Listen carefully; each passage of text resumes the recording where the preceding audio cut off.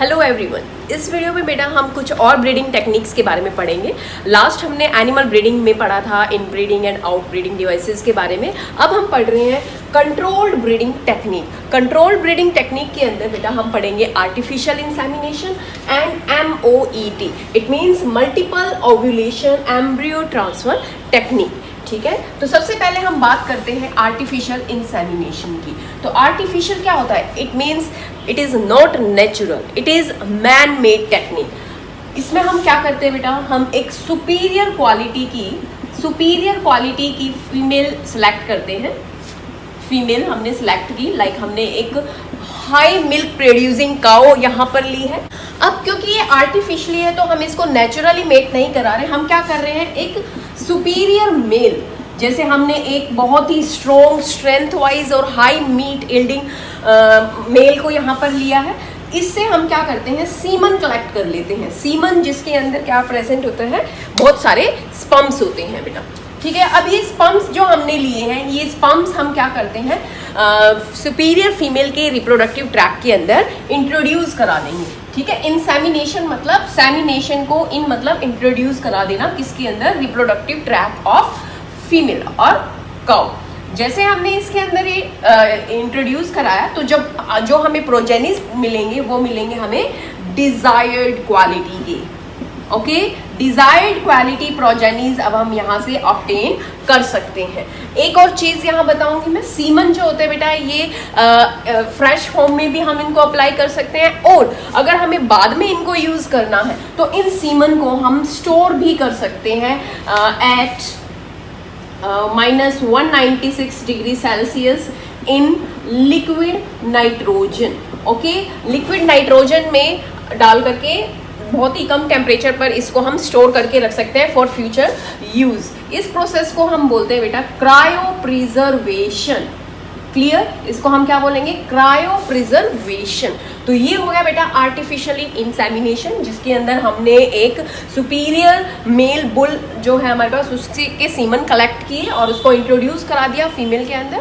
तो जो अब हमें प्रोजेनिस मिलेंगे वो डिजायर्ड क्वालिटी के होंगे। It means high milk producing female produce होंगी और जो मेल प्रोड्यूस होंगे इससे अच्छे स्ट्रेंथ वाले प्रोड्यूस होंगे। इसके बाद बेटा MOET क्या होता है, मल्टीपल ओव्यूलेशन। ध्यान रखना यहाँ से, मल्टीपल ओव्यूलेशन। ओव्यूलेशन होता है release of egg from the ovary. एक टाइम पर फीमेल एक ही एग प्रोड्यूस करती है अपनी एक साइकिल में, मंथली साइकिल में। तो ये जो प्रोसेस होती है बेटा ध्यान रखना, ओनली अप्लाई इन मैमल्स। हम ये कंट्रोल्ड ब्रीडिंग टेक्निक मैमल्स में ही, लाइक ये जो कैटल है, शिप है, रैबिट्स, काउ, बफेलोज, इनके ऊपर ही ये अप्लाई होती है।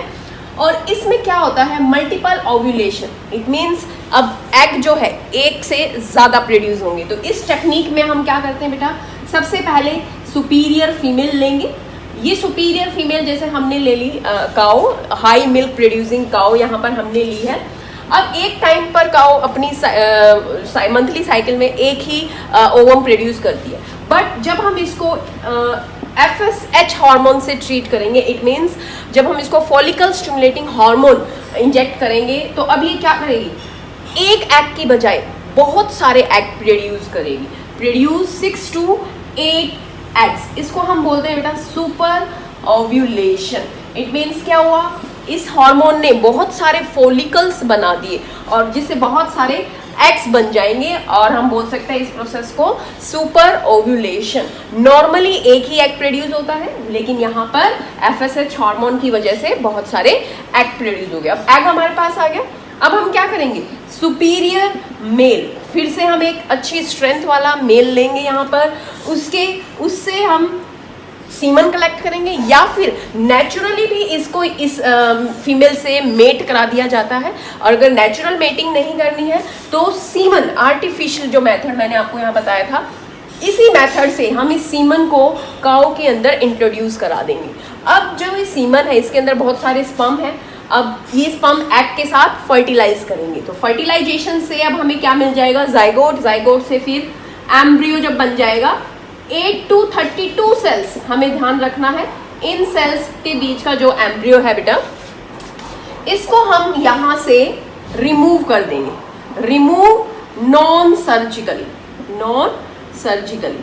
सर्जिकली हम फीमेल के रिप्रोडक्टिव सिस्टम से, हम रिप्रोडक्टिव ट्रैक से 8 to 32 सेल्स के बीच का जो एम्ब्रियो है उसको रिमूव करेंगे और इसको दोबारा से इंजेक्ट और इंट्रोड्यूस कर देंगे सैरोगेट मदर के अंदर। सैरोगेट मदर यहाँ पर क्या है बेटा, अब हमने यहाँ पर दूसरी एक हेल्दी काउ ली है।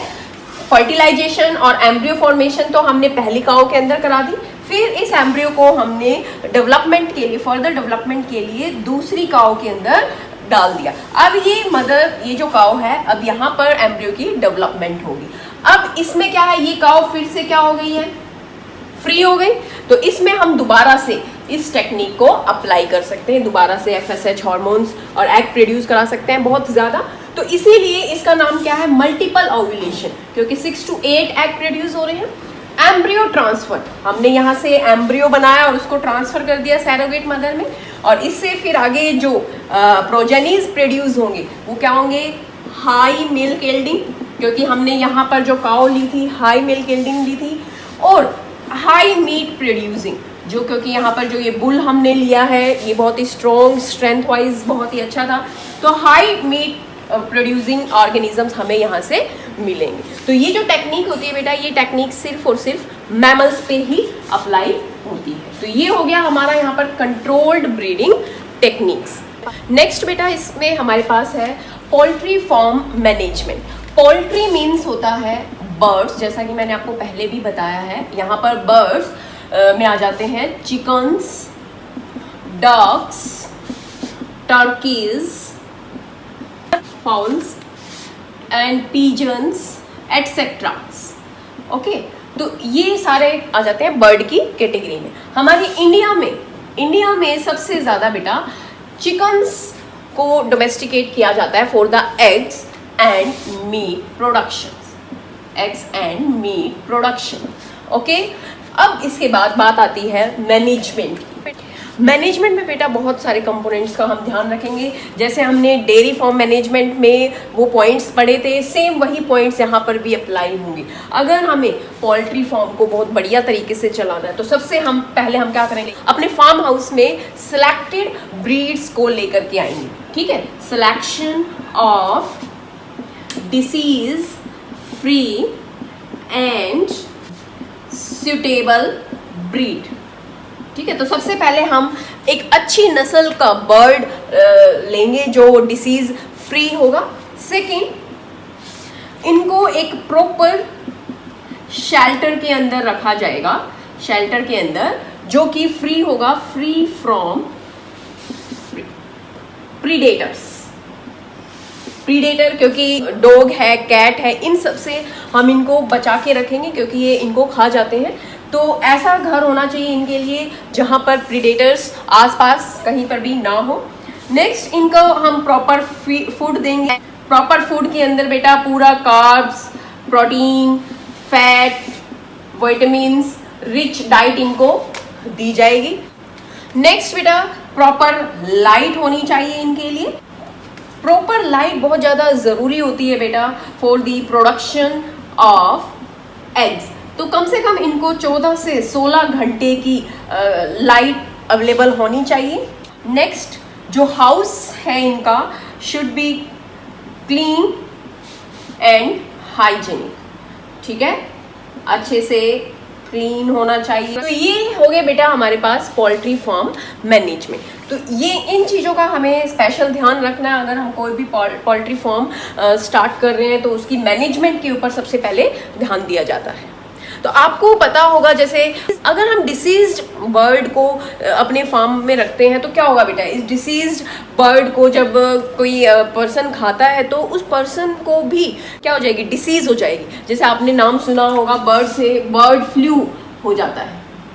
क्लियर? तो इसीलिए सिलेक्शन, एक अच्छी ब्रीड का सिलेक्शन बहुत ही ज़रूरी है। अगर ब्रीड डिसीज है तो वो ब्रीड पर्सन के, उसको खाने वाले पर्सन के अंदर भी ट्रांसफ़र हो सकती है। आपने स्वाइन फ्लू का भी नाम सुना होगा। Swine related to the pig, जो लोग पिगटेरियन होते हैं, जो पिग खाते हैं, उनके अंदर ये फ्लू बहुत ज़्यादा एक टाइम पर फैल गया था। तो क्योंकि वो पिग अच्छे नहीं थे, उनको डिसीज़ थी, तो उनसे फिर वो पर्सन में ट्रांसफ़र हो गया। इसके बाद बेटा एपीकल्चर। एपीकल्चर मीन्स होता है बी कीपिंग। ठीक है, हम इसमें क्या करते हैं, रियरिंग ऑफ हनी बीज for the production of honey and wax. ठीक है, हनी एंड वैक्स कलेक्शन के लिए हम क्या करते हैं, हनी बीज को रियर एंड ब्रीड कराते हैं। इंडिया के अंदर जो हनी बीज की स्पीसीज है बेटा वो है एपिस इंडिका। ठीक है, इंडिका से याद रखना, इंडिया की जो हनी बी की स्पीसीज है वो है एपिस इंडिका। और ओवरऑल जो वर्ल्ड में जो सबसे बेस्ट हनी जहाँ से प्रोड्यूस होता है, जिसको हम यूज़ करते हैं कमर्शियल पर्पस के लिए, तो उसमें उसकी स्पीसीज का नाम है Apis mellifera. Okay, it is used for commercial production. ठीक है, हनी कमर्शियल प्रोडक्शन के लिए यूज़ किया जाता है। अब जो बेटा जो हनी बी है, इसके अंदर 3 टाइप्स के इंडिविजुअल्स रहते हैं एक कॉलोनी में, जो क्या क्या हो सकते हैं। एक तो होता है बेटा क्वीन, आपने सुना होगा, एक होता है वर्कर, और एक इसमें होते हैं ड्रोन। ठीक है, क्वीन एक ही होती है, वर्कर्स होते हैं, फिर ड्रोन्स होते हैं। ओके, तो ये तीनों ही कैटेगरी किसकी है, हनी बीज की है। क्वीन जो होते हैं ये फर्टाइल होते हैं, याद रखना। ड्रोन्स भी क्या होते हैं, फर्टाइल होते हैं। और वर्कर क्या होते हैं, स्ट्राइल होते हैं। ये ध्यान रखने वाली चीज़ है, यहाँ पर आपको फर्स्ट यूनिट में ही मैंने बताया था इनके बारे में। जो ड्रोन्स होते हैं बेटा, ये पार्थिनोजेनेसिस से प्रोड्यूस होते हैं। क्लियर? ओके, और ये जो है ये बाय फर्टिलाइजेशन प्रोसेस से ये होते हैं। तो इसमें आगे हमारे पास 3 कैटेगरी हनी बीज की। इसके बाद बेटा बात आती है इम्पोर्टेंस ऑफ हनी बीज। सबसे पहले तो यही इसकी सबसे पहले इम्पोर्टेंस है, इनसे हमें क्या मिलता है, हनी मिलता है। हनी जो कि एडिबल न्यूट्रल सब्सटेंस होता है, और कैन से विस्कस फ्लूइड होता है, जो यूज़ किया जाता है बाय द ह्यूमन। हनी के अंदर बेटा बहुत सारे आप देखोगे मिनरल आयंस प्रेजेंट होते हैं। ठीक है, वाइटामिन्स होते हैं, शुगर, वाटर, अमीनो एसिड्स, ये सारी चीज़ें हनी के अंदर मिलती हैं। ओके, सेकेंड यहाँ पर बात आती है बेटा B wax. Honey bee wax produce करते हैं। स्पेशली जो वर्कर बीज होती हैं उनके अंदर एब्डोमिनल ग्लैंड्स होती हैं जो ये प्रोड्यूस करती हैं। ये बी वैक्स यूज होता है बेटा मेडिसिनल पर्पसेस में, मेडिसिनल पर्पस के लिए, और इनको यूज किया जाता है कॉस्मेटिक्स में, शेविंग क्रीम्स, ठीक है, face cream, toothpaste, lotion etcetera, बहुत सारी जगह पर ये बी वैक्स को यूज किया जाता है। तीसरी इंपॉर्टेंस हनी बी की है बेटा यहाँ पर पोलिनेटर। ये एक अच्छे पोलिनेटर का भी काम करती है, जो पोलिनेशन में हेल्प करती है। जब वहाँ पे भी आप बहुत देखो बहुत अच्छे फ्लावर्स होंगे, ज़्यादातर आपने सरसों के जो पौधे होते हैं जहाँ पर सरसों की फसल होती है, वहाँ पर हनी प्रोडक्शन बहुत ज़्यादा होता है, क्योंकि वहाँ पर जो फ्लावर कलर है बहुत ही ज़्यादा अट्रैक्टिव होता है। तो वहाँ हनी बीज क्या करती हैं, फ्लावर को पोलिनेट करने का भी काम करती है। ठीक है, और इसकी एक और इम्पॉर्टेंट ये इसकी बहुत ही मेडिसिनल वैल्यू होती है। स्पेशली जो जैसे डिसीज है डिप्थीरिया के लिए जो मेडिसिन होती है बेटा वो हनी बी की बॉडी से ही बनाई जाती है। ठीक है, तो ये हो गया बेटा हमारा यहाँ पर एपीकल्चर। इसके बाद बात आती है बेटा बी कीपिंग, यानी कि एपीकल्चर के दौरान किन किन बातों का ध्यान रखना चाहिए। वैसे तो ये रिलेटिवली और फार्म मैनेजमेंट के कंपेयर में थोड़ा इजी है, बट इसके लिए कुछ स्पेशलाइज्ड नॉलेज की ज़रूरत होती है। बहुत सारे ऑर्गेनाइजेशन होते हैं जो इसके बारे में बताते भी हैं। तो सबसे पहले हमें ध्यान रखना है, एक सक्सेसफुल बी कीपिंग के लिए हमारे दिमाग में सबसे पहली चीज़ होनी चाहिए knowledge of nature and habits of bee hives. हमें बी हाइव्स के नेचर एंड हैबिट के बारे में पता होना चाहिए। दूसरा, selection of suitable location for keeping bee hives. जहाँ पर भी बी हाइव्स लोकेट करने उनके लिए सुटेबल जगह सेलेक्ट करनी चाहिए हमें, वो ध्यान रखें कि बिल्कुल क्राउडी जगह पर ना हो। Next, catching and hiving of swamps. Swamps क्या है यहाँ पर बेटा, ग्रुप ऑफ बीज। तो जो भी हम बीज की जो रेयरिंग करा रहे हैं उनको कैसे कैच करना है, ठीक है, उनका बहुत अच्छे तरीके से ध्यान रखना चाहिए। Management of bee hives. अब जो बी हाइव्स बन जाते हैं जो मधुमक्खी के छत्ते बन जाते हैं उनको कैसे अब फिर आगे मैनेज करके रखना है। Then handling and collection of honey and bee wax. अब उसके बाद जो हमें यहाँ से हनी मिलेगा, हनी बी हाइव से, उसको कैसे हैंडल करना है और कैसे कलेक्ट करना। तो ये सारे पॉइंट्स एक सक्सेसफुल बी कीपिंग के लिए बहुत ही ज़रूरी होते हैं। इसके बाद बेटा फिशरीज। फिशरीज क्या होता है? ये एक ऐसी इंडस्ट्री है जो डील करती है catching, processing and selling of fish, shellfish और अदर एक्वेटिक एनिमल्स। जो भी पानी में रहने वाले एनिमल्स होते हैं उन सब की कैचिंग, प्रोसेसिंग एंड सेलिंग, ये सब आ जाता है बेटा फिशरीज में। फिशेज में बेटा फ्रेश वाटर फिशेज कौन कौन सी है? Catla, rohu and common carps. And second जो मैरीन फिशेज है उसमें आ जाते हैं बेटा hilsa, sardines, mackerel and pomfrets. ये हो जाएंगी हमारी मैरीन फिशेज। हमारे इंडिया में बेटा बहुत सारे लोग हैं जो फिश एंड फिश प्रोडक्ट्स पे डिपेंड करते हैं। तो इसकी जो इम्पोर्टेंस की अगर हम बात करें फिशरीज की, तो सबसे पहले important, it act as a food for most of the people. Second, it give income. ये कुछ लोगों के लिए इनकम सोर्स का काम करता है। और क्योंकि इतनी सारी पॉपुलेशन है, बहुत सारे लोग हैं जो फिशेस पे डिपेंड करते हैं, तो बहुत सारे ऐसे मेथड्स भी अप्लाई किए गए हैं जिससे फिश प्रोडक्शन को बढ़ाया जा सके। फिश प्रोडक्शन को बढ़ाने के लिए बेटा हमारे पास जैसे एक है एक्वाकल्चर एंड एक है पिसिकल्चर। ठीक है, एक्वाकल्चर याद रखना, एक्वा क्या होता है? वाटर। और वाटर में जब बात आती है, जैसे हम बात करें सी की, तो उसके अंदर बहुत सारे एक्वेटिक एनिमल्स, इसमें खाली फिश की बात नहीं हो रही, फिश के साथ साथ जैसे मैं बताऊं क्रैब्स, प्रॉन्स, ऑयस्टर्स, ये सारी चीजें भी यहाँ पर एक्वाकल्चर के अंदर कल्चरिंग की जाती है। Culturing of all the aquatic animals. Okay, जितने भी एक्वेटिक एनिमल, पानी में मिलने वाले जितने भी एनिमल्स हैं उन सब की कल्चरिंग। और पीसी कल्चर में यहाँ रखो, पाइसेस आपने पढ़ा था लोअर क्लासेस में, इट मीन्स फिश। इसके अंदर सिर्फ कल्चरिंग होती है बेटा ओनली फिशेस की। Different kind of fishes are rear and breed is known as pisciculture. और इसमें आएंगे बेटा एक्वेटिक एनिमल जो होते हैं जितने भी फिश के अलावा प्रॉन्स, क्रैब, ऑयस्टर्स, ये सारे आ जाएंगे एक्वा कल्चर के अंदर। और फिशरी से बेटा एक टर्म जुड़ी हुई है जिसको हम बोलते हैं ब्लू रेवोल्यूशन। ध्यान रखना, जितना ज़्यादा फिश प्रोडक्शन होगा उसको हम बोलते हैं फिर ब्लू रेवोल्यूशन। ऐसे ही जैसे अगर क्रॉप्स का प्रोडक्शन ज़्यादा होता है तो ग्रीन रिवोल्यूशन होता है। ऐसे सिल्वर रिवोल्यूशन होता है जब एग प्रोडक्शन ज़्यादा होता है। वाइट रिवोल्यूशन होता है जब मिल्क प्रोडक्शन ज़्यादा होता है। तो this is the term which is related to the fisheries. When the fish production increases, it known as blue revolution.